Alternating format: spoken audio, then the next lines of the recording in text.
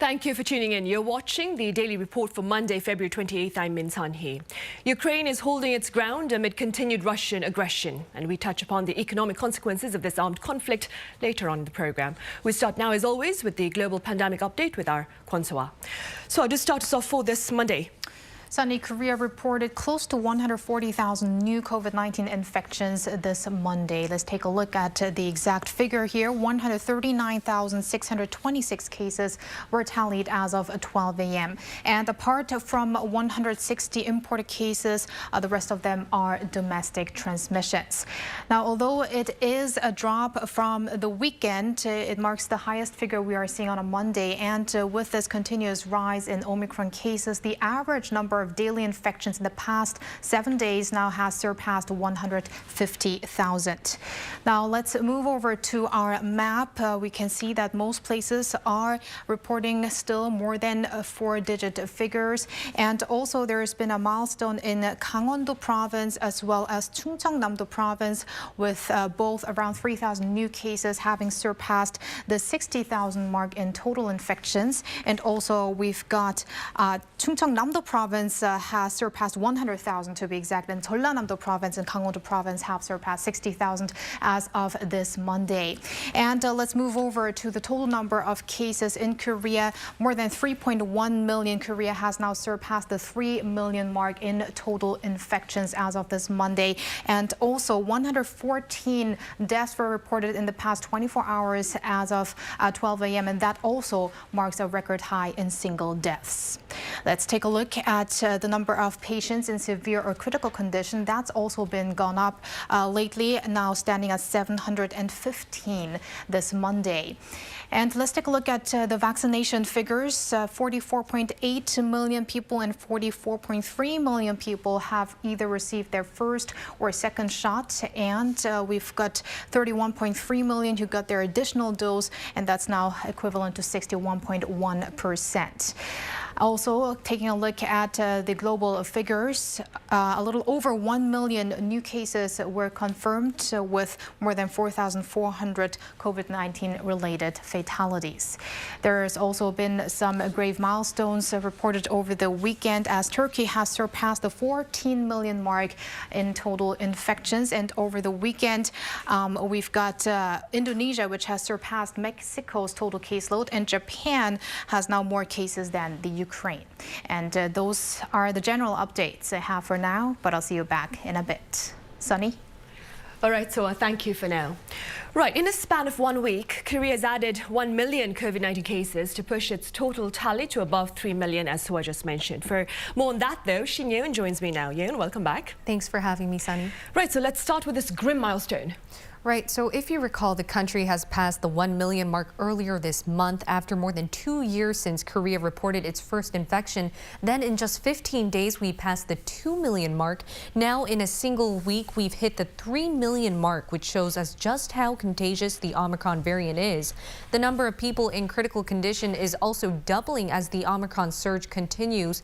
In the last 4 weeks, we've seen the number of critically ill patients go from a daily average of 272 to 541. Accordingly, hospital beds have quickly filled up. Last week, nearly 4 out of 10 ICU beds were occupied, jumping 10.5 percentage points from the week before. Korea's prime minister has forecast that the Omicron peak may arrive sometime in mid-March, causing up to 250,000 infections per day. Right, and amid that forecast here, and I understand we're looking ahead to more changes in our current prevention guidelines. That's right, Sunny. Starting Tuesday, authorities will lift vaccine passes at most public facilities. In other words, people visiting bars, restaurants, or cafes will no longer have to show proof of vaccination or a negative PCR test to enter. In a briefing on Monday, Interior and Safety Minister Chun Hae-chul said this will free up extra manpower that can be used instead for the care of high-risk patients. Authorities have also decided to overturn their initial decision to expand vaccine passes to teens. They were set on requiring vaccine passes from April for those aged 12 to 18. Right. And how, Yeon, are authorities assessing the effectiveness of their current response to COVID-19? Well, on the domestic front, many have given a positive review of Korea's antivirus measures. This includes Prime Minister Kim Boo-kyum, who said Korea is doing a better job compared to other countries. In a Facebook post on Sunday, the Prime Minister wrote how Korea has been able to keep the number of critically ill patients, deaths, and ICU bed usage relatively low. He said as of February 21st, the number of deaths per 1 million people in Korea was only 143, whereas this figure had surpassed 2,000 in the U.S., France, and UK. But according to Bloomberg, Korea is no longer one of the 10 best places to live in during the pandemic. Bloomberg has been releasing its COVID-19 resilience ranking every month from 2020. In February, Korea's ranking fell 12 places and is now 21st out of 53 countries in the report. While Korea has shown progress in the number of cases and fatalities, it was graded poorly for economic activity and quality of life. All right, Yeon, thank you for now, but do stay for more talks. Right now, we have more on the government's decision to lift vaccine pass requirements, and Soa is here with details, right? Right, Sunny, let's delve deeper into that issue, the scrapping of the vaccine pass system that was announced earlier this Monday. Authorities at a briefing this morning highlighted that higher vaccination rates, as the vaccination rates have gone up, that is, to almost their maximum, especially among the elderly population, while noting that still over 60% of fatalities in the past 8 weeks have occurred among those unvaccinated. The Omicron variant's traits, as well as a high vaccination rate in general, has significantly dropped the rate of severe cases and deaths. According to an official, this had led to growing controversy and friction over the necessity of vaccine passes. There's also similar discord in the media and political circles, on top of regional disparities as a result of several court rulings.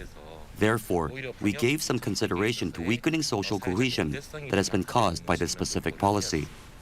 And regarding that social cohesion, he was probably referring to recently how a court in the city of Daegu had suspended the vaccine pass system after people filed a lawsuit against it, which means after such cases could emerge later on, there would be different rules regarding the vaccine pass system depending on region. So they just got rid of the entire system, I believe. Right, I see. And so I understand negative COVID-19 test results will also no longer be issued at screening centers. Right, Sunny, because that was a task that took up quite a lot of work for medical staff. Like Yeon cited the safety minister Chun Hae-chul earlier as saying that more focus will be put on high-risk patients. An official at the following briefing explained how suspending the issuance of negative test results can help in the fight against the Omicron wave. 방역 패스 중단으로 The suspension of vaccine passes meant that clinic staff who had been responsible for issuing negative test certificates and other tasks were freed up to allow for the quick testing of high-risk individuals and the management of home treatment patients. We'll do our best to use this opportunity to strengthen our response against the Omicron variant and avoid any delays that have been a source of much inconvenience to the public. So temporary testing sites as well as community health centers won't be providing these negative test results for the sake of proving one's negativity to enter specific venues. But in the case of individuals who personally need a hard copy of their negative test result, they can receive those at local clinics. Meanwhile, Park Kyang also asked for companies and organizations to refrain from asking their employees for official test results from now on, as some had implemented such measures amid the growing Omicron threat. That was part of many workplaces adopting internal prevention measures as the government's focus has gradually been shifting to managing high-risk patients. Some of those include covering the cost of self-test kits so that employees can test themselves before coming back from weekends, implementing flexible work hours, and expanding working from home.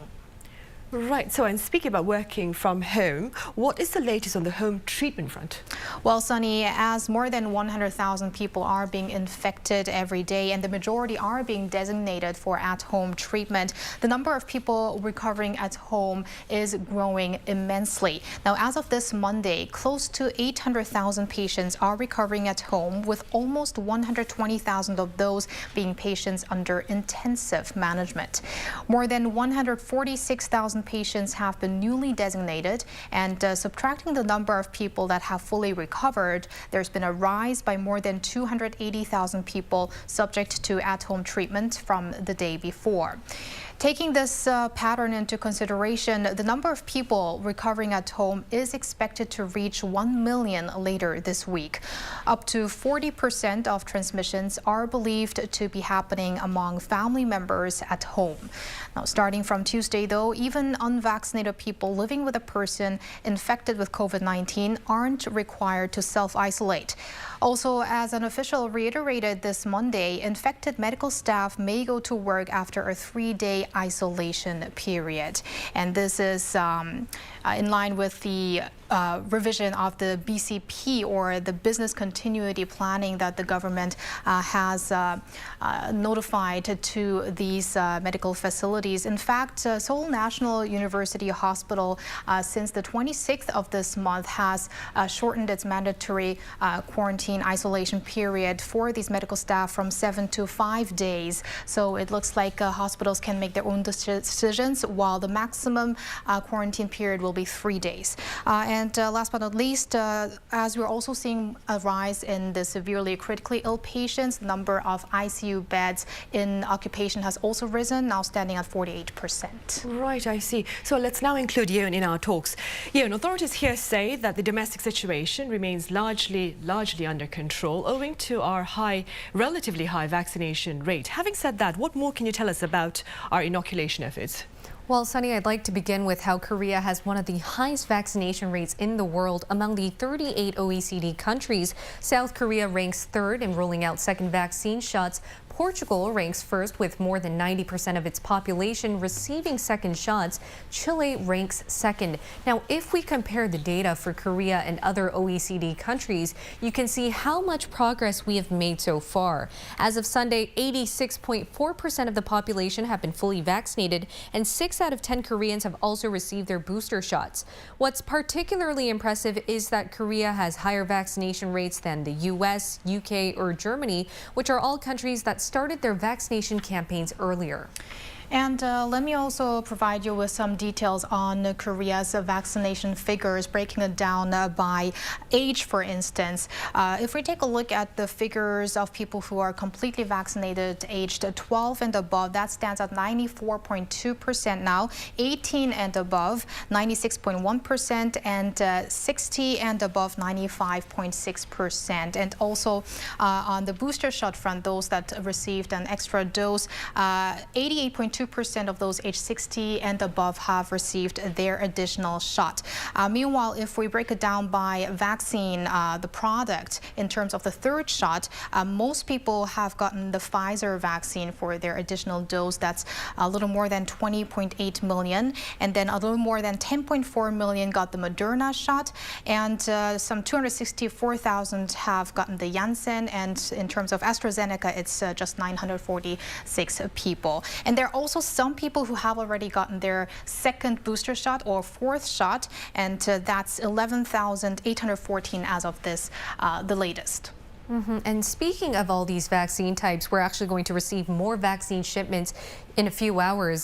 Some 1.2 million extra doses of Moderna's vaccine are set to arrive later in the afternoon. And this is a part of some 150 million doses of Pfizer, Moderna, Janssen, and Novavax shots the government secured earlier this year. Right, and before we end here, do tell us a bit about the rollout of fourth COVID-19 vaccines or second booster shots here in the country. Sure, Sunny. From Monday, those with underlying health conditions or with weak immune systems who have also got their booster booster shot, will be able to get their fourth vaccine shot.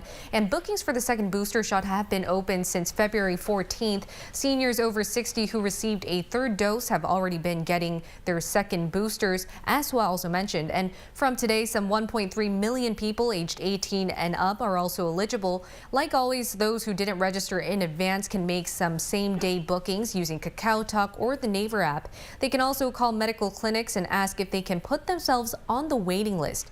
Now, the fourth shot will be either a Pfizer or Moderna vaccine. I see. All right, Ian, as always, thank you very much for those updates. Swa, thank you, and see you on Wednesday. See you tomorrow. Oh, on Wednesday, that is. Right.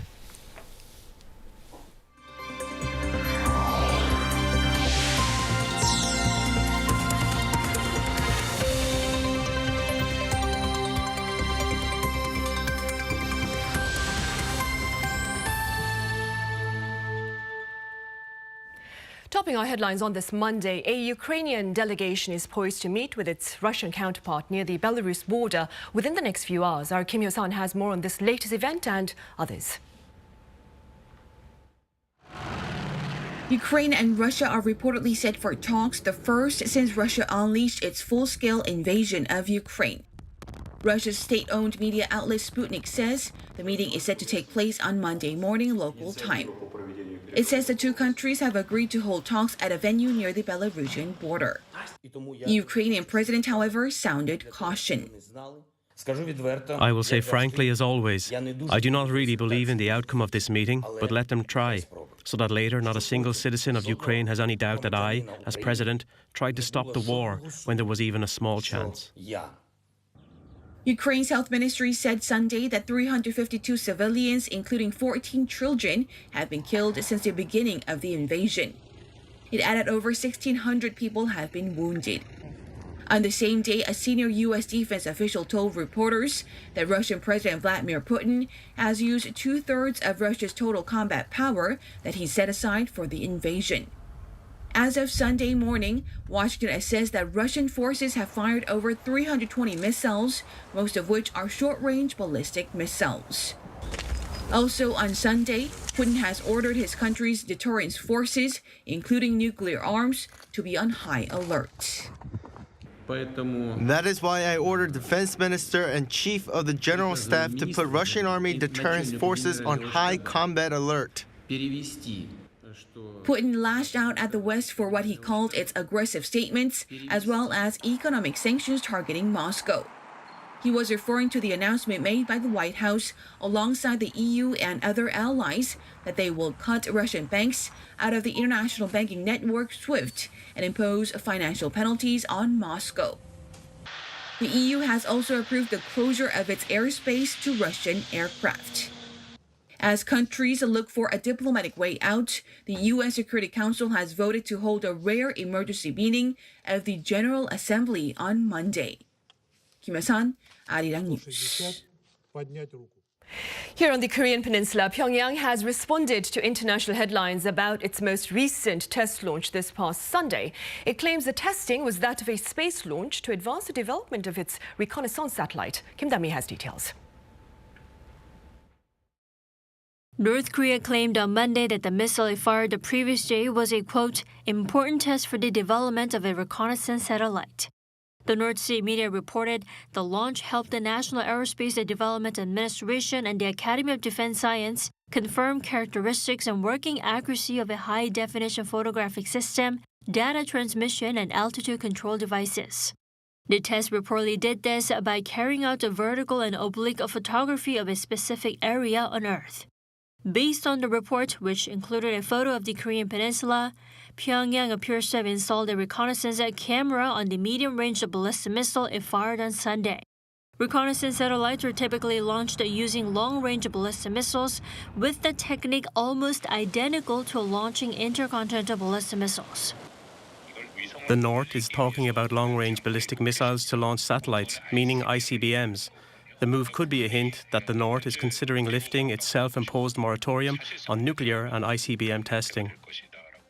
Watchers say Sunday's test was intended to put pressure on the U.S.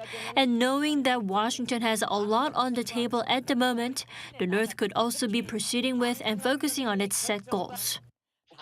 Advanced reconnaissance satellites is a key goal and part of the North's plan to develop defence science and weapon systems. And the North is showing that it's working toward the goal as planned. South Korea's Unification Ministry said Monday that Seoul's military is analyzing Pyongyang's latest test in detail and that the South Korean government will thoroughly prepare for all possibilities in the future. 김다미, Arirang News. In other news, it was an eventful evening this past Sunday over in California at the 28th Screen Actors Guild Awards. Squid Game continued its winning streak and garnered the honor for outstanding action performance by a stunt ensemble. What's more, the show's Lee Jung-jae is bringing home the award for outstanding performance by a male actor in a drama series, while Chung Ho-yeon is doing the same for the female actor category. Both Lee and Chung spoke about being happy and humbled to have been part of the event this year. Back in the year 2020, Parasite won the event's award for Best Ensemble. And Team Korea's skeleton racer Jung Seung-gi was here at our news center last week to share with us his experiences at the recent Beijing Winter Olympics and his expectations at the upcoming Milano Cortina Olympics. Han Sung-woo reports. 10th in the world. That's how good Beijing 2022 skeleton racer Jung Seung-gi has become since jointly carrying the Olympic flag into the opening ceremony of the previous Winter Games in Pyeongchang as a bright young prospect 4 years ago. What an honor it was for me to carry the Olympic flag that day when my home country was hosting the Games. The experience pushed me to work even harder to achieve my dream of competing on the grandest stage. Chung was the only Korean athlete at the Beijing Winter Olympics to finish among the top 10 in a sliding event, an accomplishment he made despite being without a racer's most trusted companion, his helmet. This helmet with Kobukson, or the Korean battleship turtle ship, has the Korean flag on the back. The reason I had the Kobukson imprinted on this helmet was to remind myself to be fearless, like the warship when racing down the track. But inside, I was denied permission from the IOC to wear this helmet, so instead, I decided to spell the word Kobukson out on this helmet, which I actually wore in competition. Racing with him in the heats as both a compatriot and competitor, though, was 2018 gold medalist Yoon Sung-bin, who, despite going through a slump, helped Chung relieve the anxiety that naturally comes with an Olympic debut. Many people in Korea equate skeleton racing with Yoon Sung-bin, and I do too. He's a legend whose success gives me confidence that I can also achieve great things in the sport. I learned a lot from competing against him in Beijing. Simply racing in his presence had a positive influence on me. Not even a week has passed since the Winter Olympics came to an end. But Chung, hungry for more, already has his eyes set on making history in the next one. Like we discussed, my biggest competitive advantage lies in my start, which I'll have to improve. As for my steering, it's a matter of experience. With an extra 4 years under my belt, I think I'll have what it takes to win a medal in Italy. Raising hopes that in Milano Cortina 2026, Korea may see 2 of its skeleton racers, including a rejuvenated Yoon, grace the Olympic podium. In 4 years, I see myself sitting right here with a shiny medal in my hand. Han Sung-woo, Arirang News.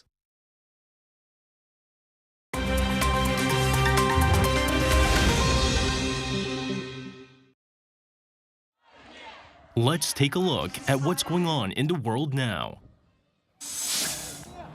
According to a protest monitoring group, more than 2,000 people at anti-war protests held in 48 cities across Russia were detained on Sunday alone. The OVD Info Monitor, which has been documenting crackdowns on opposition to Russia's government for years, also noted that more than 5,500 people have been detained at various anti-war protests since the invasion began on Thursday. In Moscow, riot police outnumber protesters who have been carrying handwritten placards with peace signs and anti-war slogans in Russian and Ukrainian. The report also noted that a journalist for an independent television channel was also arrested during the protest, even though he showed accreditation to the police. Despite the ongoing crackdown on protesters, widespread demonstrations continue across Russia. Massive anti-war protests continue to take place throughout the world, but some are bigger than others, including those taking place in Berlin. More than 100,000 people were seen protesting in solidarity with Ukraine in Berlin on Sunday, calling for the end of Russia's invasion. Train and underground services were interrupted in some parts of the German capital as thousands made their trip to the Brandenburg Gate near the Russian embassy. Meanwhile, Americans were seen protesting across the U.S., including in Chicago, home to a large Ukrainian community. Protesters at the Millennium Park sang the Ukrainian national anthem, chanted slogans, and marched for more than an hour, temporarily shutting downtown traffic. Protesters were also seen gathering outside the White House to urge the government to support Ukraine. History has been made in China following the launch of a Long March 8 rocket to place 22 satellites into orbit on Sunday. It marks a domestic record for the most spacecraft launched by a single rocket. The blastoff took place at Wenchang spacecraft launch site in the southern Hainan province. The satellites will be mainly used for commercial remote sensing service, marine environment monitoring, forest fire prevention, and disaster mitigation. The latest mission also marked the 409th flight of the Long March series carrier rockets. Iraqi archaeological authorities have restarted a renovation project at the ancient city of Hatra, following destruction at the site caused by Islamic State militants. Officials say nearly 15% of the site was destroyed by IS. Hatra is a UNESCO World Heritage Site and among many sites destroyed by the Islamic State when it ruled parts of Iraq and Syria. It contains some of the richest archaeological treasures on the planet. 이승재, 아리랑 뉴스.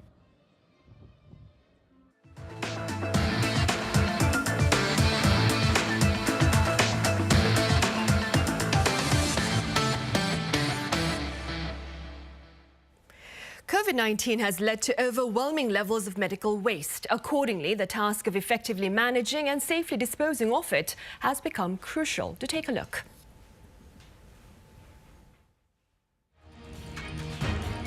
The world's healthcare response to the COVID-19 pandemic has created tens of thousands of extra tons of medical waste to the detriment of our environment.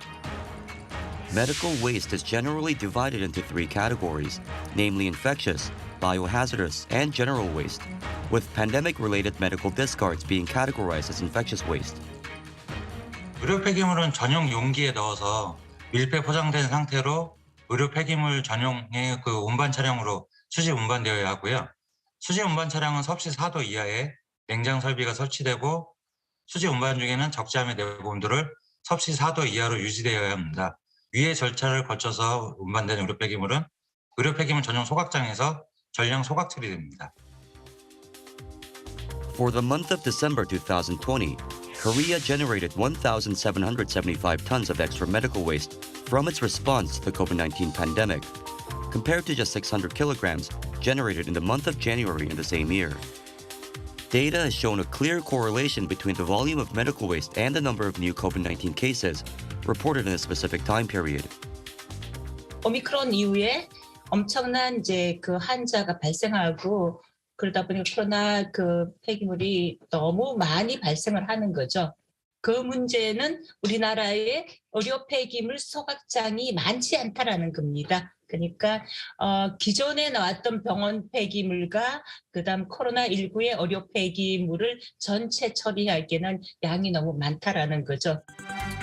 International organizations like the UN and the WHO have also issued stark warnings on the growing pile of medical waste that has been created by the pandemic. According to the WHO, COVID-19 has increased healthcare waste loads by up to tenfolds across the globe. Over the course of the global inoculation campaign, which has so far administered 8 billion vaccine doses, empty vaccine vials and used syringes, amounting to some 144,000 tons, have also been discarded. The growing epidemic of medical waste is threatening to pose serious health hazards of their own to the global community. Antimicrobial resistant pathogens can be transmitted through medical waste, especially if you think about medical waste that's contaminated by blood.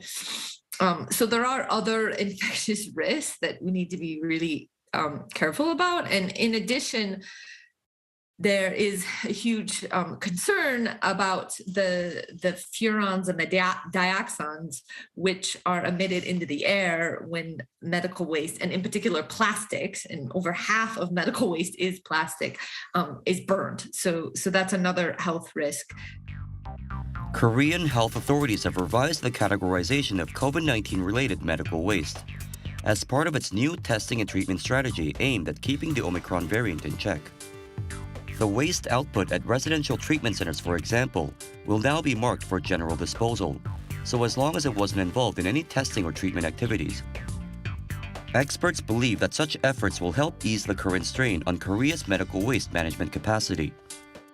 However, others fear that these new guidelines could elevate the risk of contagion, possibly contaminating our regular waste collections. 코로나19 상황이 장기화되고 또한 오미크론 상황에 감염자가 폭증하여 폐기물 처리에 사실 어려움을 겪고 있는 건 사실입니다만 좀 더 신중한 접근이 필요하다고 판단하고 있습니다. On the other hand, there are other experts who say that such waste can be handled safely through regular disposal and processing methods, so as long as it is managed in the correct manner. 코로나19에 치료한 이런 의료 폐기물은 당연히 의료 폐기물로 처리하지만 생활을 하다가 이렇게 발생한 것들은 굳이 그렇게 하지 않아도 된다는 것들이 뭐 각각의 전문가들이 하는 이야기이기 때문에 얼마나 잘 안전하게 소독해서 이거를 종량제 봉투에 배출을 하느냐, 그리고 또 지방자치단체는 신속하게 이걸 처리를 하느냐, 이게 관건인 것 같습니다. The key experiences and lessons learned in medical waste management amid the pandemic have presented us with an opportunity to better fight waste pollution and mitigate the effects of climate change.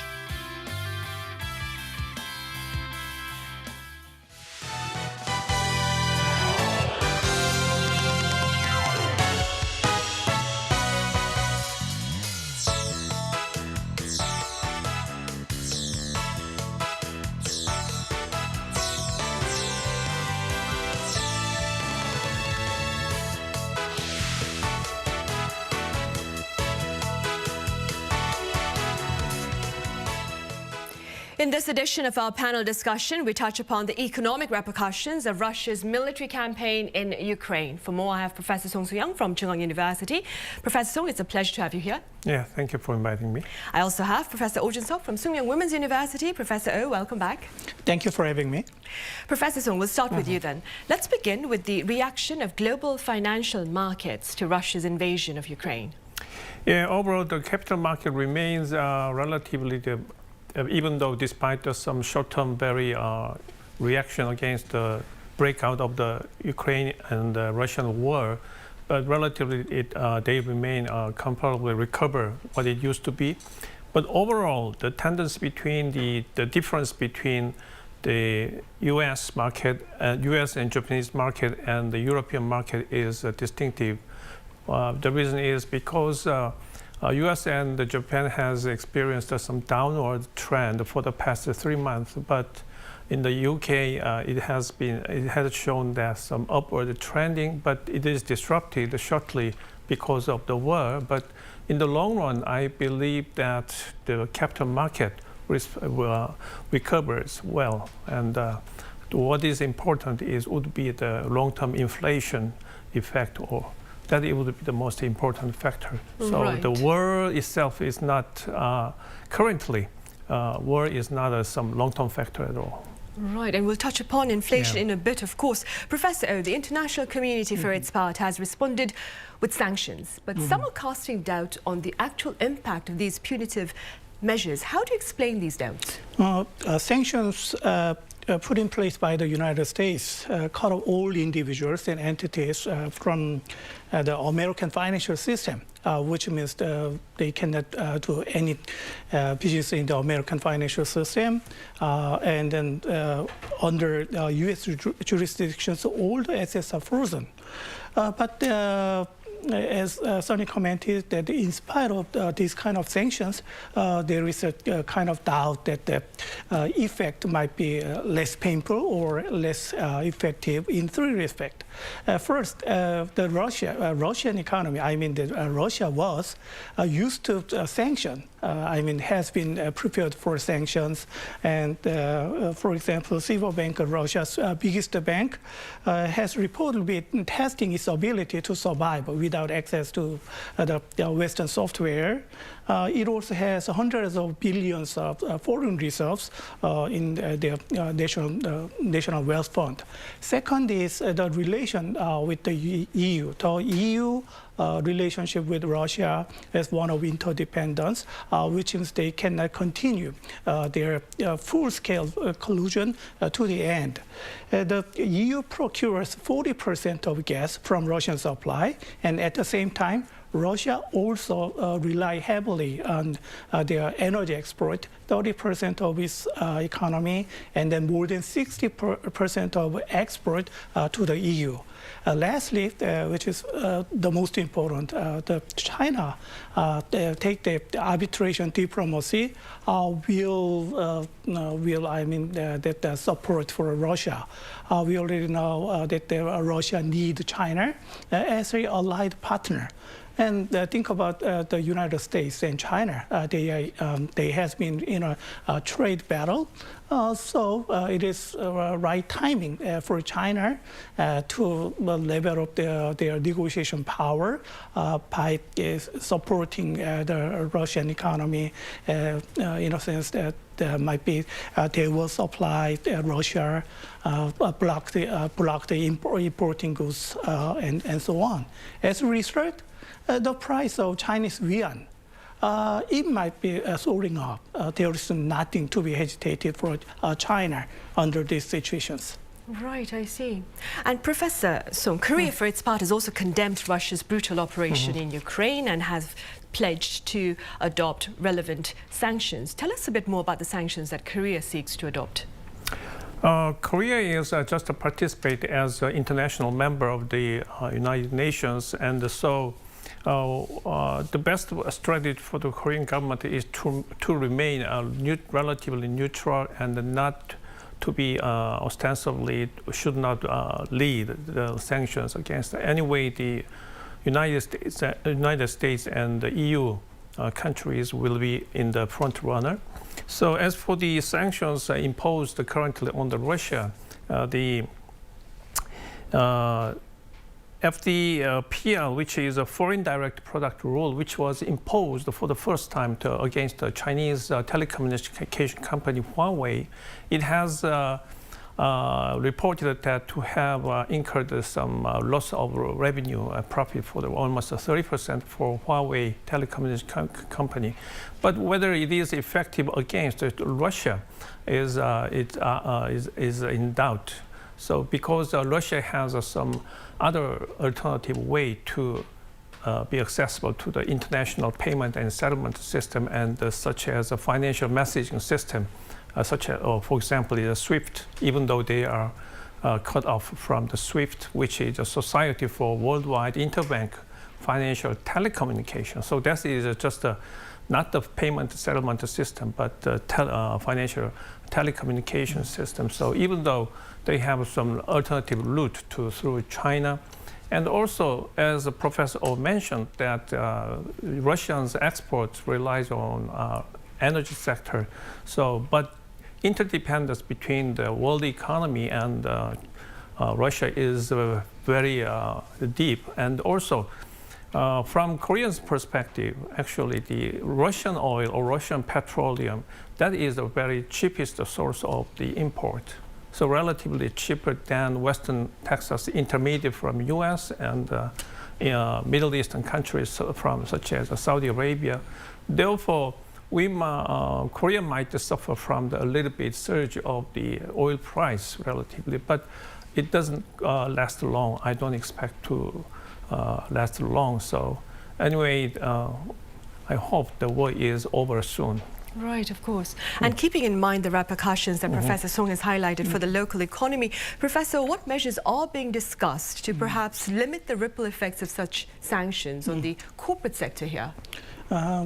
Korean government made it clear in an announcement that it will participate in the economic sanction to deter the armed aggression and then resolve peacefully the matter like this. And the announcement followed sanction from the United States on Russian banks, and then after from Germany tried to froze the gas project with Russia, and even the European Union announced to impose bans on Russian aircraft and the state-owned media outlet, along with the lethal assistance at the amount of 450 million euros. Now it is time to design a kind of decisive action plan. And so Washington wants Korea Washington demanded Korea restrict its export control, especially for kind of industrial item specialized in semiconductors and then automobiles and technology embedded items, which will have a corrosive effect on the development of the Russian industry and the military. Korean government, as Sonny mentioned, have to prepare some kind of measures to minimize this kind of expected damages for Korean companies. We already know that the Korean companies invested in Ukraine as the Samsung Electronics, LG Electronics, Hyundai, POSCO International, Hankook Tire, and Ecovis, and so on. It is also true there are Koreans and then Korean companies in Russia with trade with Russia also on the rise. So thinking about this, then there are many factors to be counted on. But at this moment, it is to the point for Korea. We have to focus more on the Ukraine community, how to support and embrace the wounded as trusted partners. Not to mention of diplomatic support for Ukraine, Korean government have to consider the idea of supporting such non-lethal assistance as the necessity, consumption goods, and providing kind of medical assistance to Ukraine. Right, it does. Meanwhile, Professor Song, you mentioned oil prices, which soared above $100 a barrel in early trade on this Monday, in response to Russian President Vladimir Putin's raising of the country's nuclear alert level. What are your prospects with regard to the global oil market? As for the global oil market,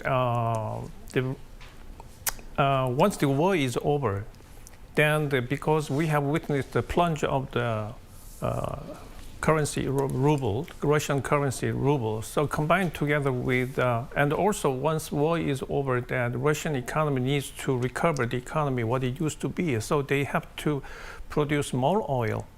Therefore, combined together with that, the oil price will go down definitely in the long run. But once the war has been extended too long, that might have some negative impact of the supply disruption is extended.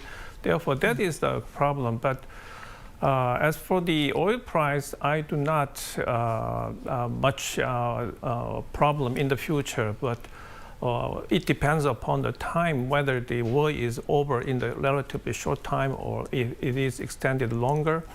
And also, as for the Putin's some mention about the nuclear alert, and that is like some exaggeration. And I don't think it will be, because once it started and it is a devastating effect is all over the world. So that is really unnecessary damage on the both sides, and also even China do not want that. So I think that because of that, I don't think it will be a really effective threat, and it will be. I don't think it will be materialized in the future. Right, hopefully not. Professor, ultimately soaring oil prices will aggravate global inflation. What are your prospects on this front, especially for the local economy? No wonder it will be a hard hit for the short time. there might be two reasons. As Professor Song commented about the supply disruption, first I'd like to raise the matter of the supply instability. Russia is the world's #1 natural gas exporter, and then Ukraine is called bread basket of Europe. Think about it, military conflicts between these two countries might generate supply instability of energy and grain, which is essential for our daily living. And second thing I'd like to comment about is financial volatility. There is a doubt over whether the Korean government might keep its interest rate, keep the growing rate of consumer price at a target rate of 2%. Last year, consumer price growth 2.5%. That is the highest since 2011. Bank of Korea last month raised its outlook for this year's consumer price increase 2% and then updated to 2.5%. And then thinking about this kind of military tension, it will over 3%. It is reasonably expected for Bank of Korea to increase interest rate consecutively to control the inflationary pressure. What Korean companies not to forget to count in their decision making is that due to the volatility of this kind of interest rate changes, it will be affected to the foreign exchange market volatility, which means that the financial market, the international capital movements in and out rapidly, and then which will make an ill effect on the foreign exchange rate volatility, increase the foreign exchange rate volatility. So it is time to think about and then check the trend of the foreign exchange rate changes, especially targeted for the Chinese yuan and the US dollar volatility might be of great danger. Right. Professor Song, Professor Oh just mentioned Seoul Central Bank's benchmark interest rate. Now, last month, the central bank kept its interest rate unchanged at 1.25%. What do you believe was behind this particular move?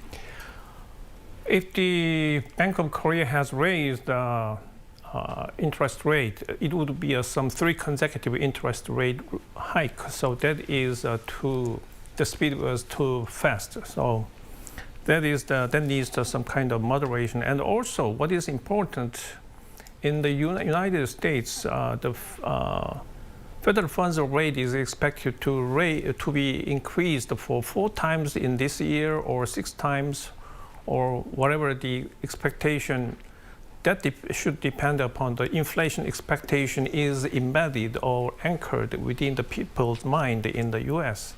But when we look at data about the 10-year long-term bond, the government-issued bond, treasury bond, particularly TIPS, the Treasury Inflation Protection Securities, we could find some inflation expectation from the price change, then the yield remains constant, even it is slightly. So that tells us that in the long run, the consumers and the people's expect inflation rate will be decreased over time or remain constant over time. So that tells us that, but the problem is how long is that?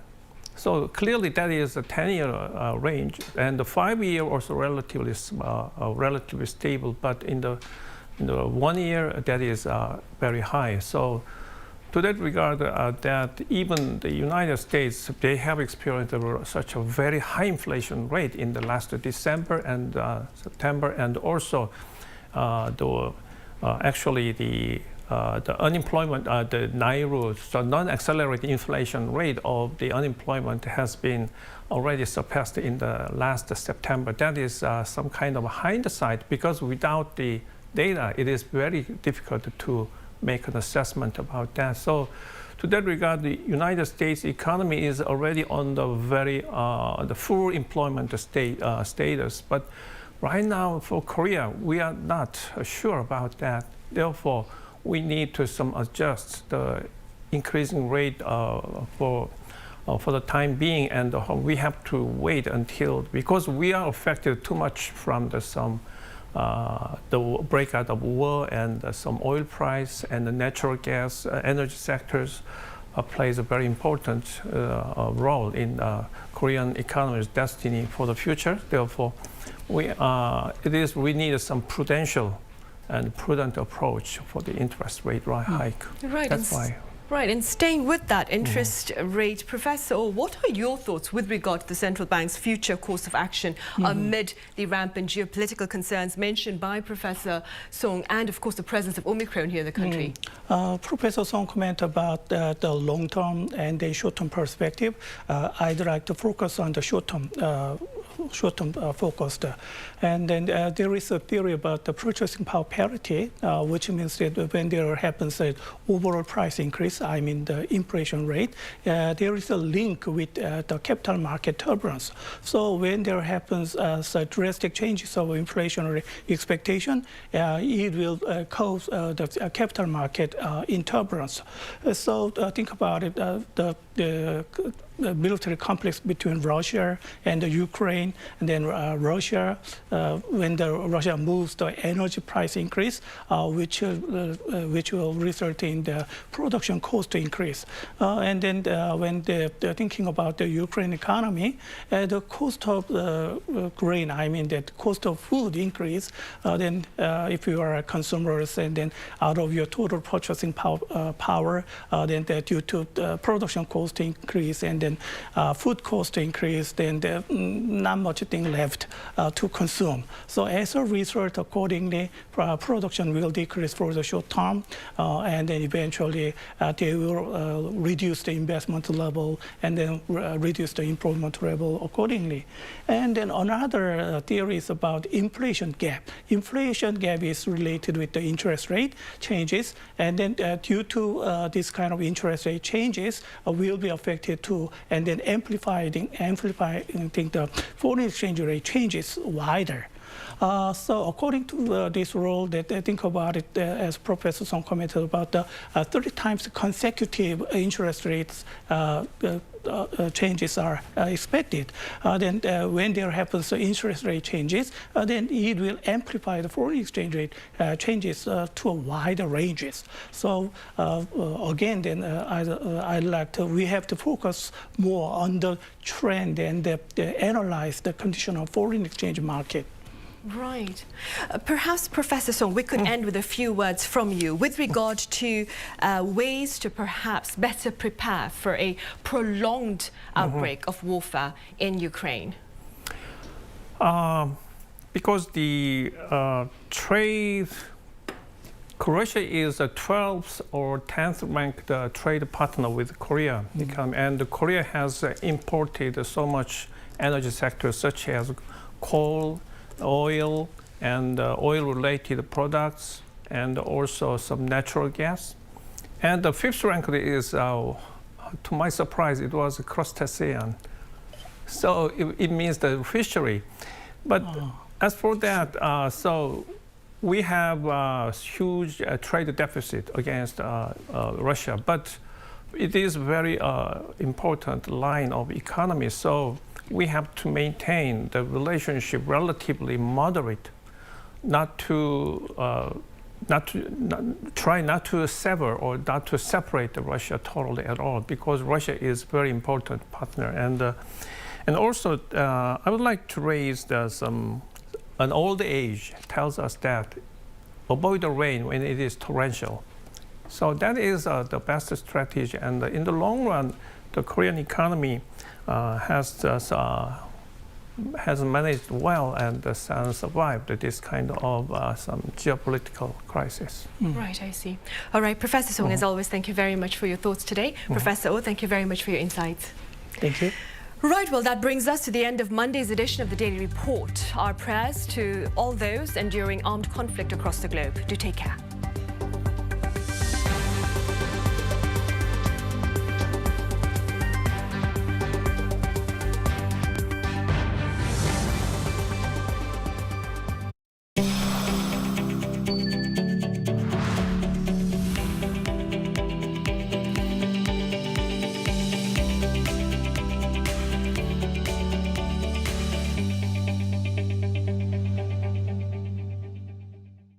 저는 메이저리그